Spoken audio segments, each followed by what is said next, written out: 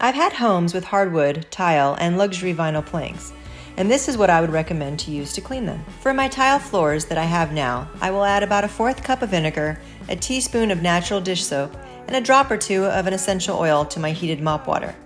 The vinegar helps to dissolve the dirt, the soap will help to lift the dirt, and the oil is just an added pleasant aroma, which is totally optional. For the luxury vinyl plank, I would use the same since it is very durable and waterproof. Hardwood floors are a little more sensitive, especially to moisture.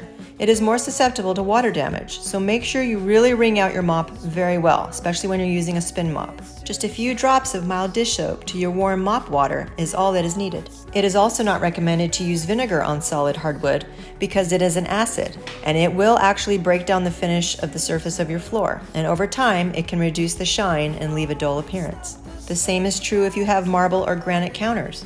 Never use an acid to clean like vinegar or lemon juice because it will cause etching and break down the beauty of your stone.